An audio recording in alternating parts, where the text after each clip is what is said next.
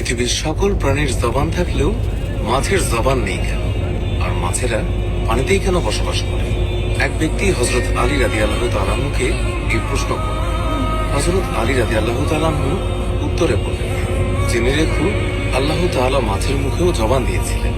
তারা কথা বলতে পারত, জমিনে চলাচল করতেও পারত, কিন্তু আফসোস, এই মাছ নিজের উপরে জুলুম করেছে, যার ফলে আল্লাহ তাআলা তার থেকে কথা বলার ক্ষমতা কেড়ে নিয়েছেন এবং তারপরে জমিনে চলাচল করার ক্ষমতাও কেড়ে নিয়েছেন।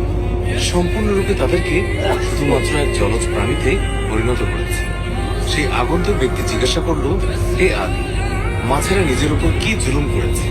হযরত আলী উত্তরে বললেন, যখন আল্লাহ তাআলা হযরত আদম আলাইহিস সালামকে সৃষ্টি করার পর সমস্ত ফেরেশতাদেরকে নির্দেশ দিলেন যে তোমরা সকলে আদমকে সিজদা করো।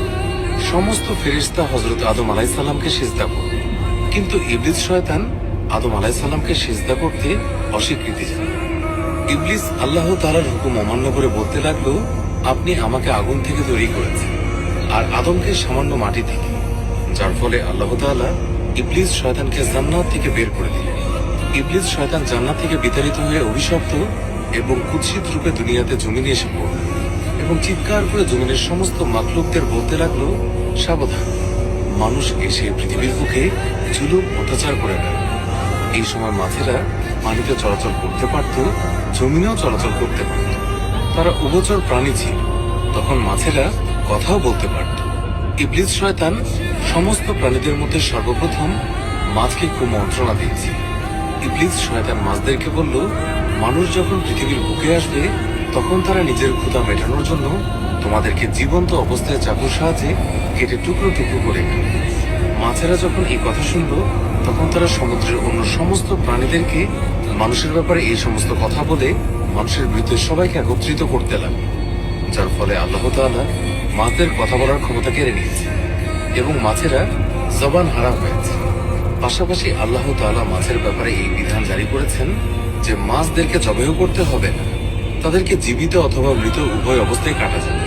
অন্য সকল প্রাণীকে আল্লাহর নাম নিয়ে জবাই করার যে বিধান প্রযোজ্য সেটা মাছের ক্ষেত্রে প্রযোজ্য হবে না, কেননা আমি তোমাদের জীবনকে পানির মাঝে সীমাবদ্ধ করে দেব। মাছের উদ্দেশ্যে বলা হলো, তোমাদেরকে যখন পানি থেকে ওঠানো হবে তখন তোমরা নিজেরাই ছটফট করে মারা যাবে। এর ফলে যখনই মাছকে পানি থেকে বের করা হয় মাছেরা ছটফট করতে থাকে এবং মাছের দেহের সমস্ত রক্ত এসে তার গলায় থাকা একটি বিশেষ গ্রন্থিতে এসে জমা হয়।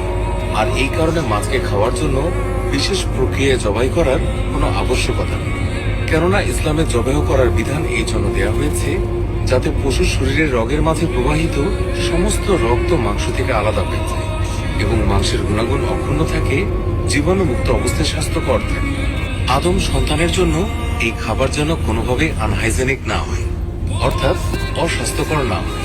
আর মাছের ক্ষেত্রে আল্লাহ তাআলার বিধান জারি করা হয়েছে, যখনই মাছকে পানি থেকে উপরে আনা হবে তখন প্রাকৃতিকভাবে মাছ ছটফট করতে করতে মাছের দেহের সমস্ত রক্ত গলার কাছে গ্রন্থিতে এসে জমা হয়ে যাবে এবং মাছের শরীরের মাংস রক্ত থেকে পবিত্র হয়ে যায়। আর এই কারণেই মাছ জবাই না করেও এটা প্রত্যেক আদম সন্তানের জন্য মৃত এবং জীবিত উভয় অবস্থায় হালাল। সুবহানাল্লাহ।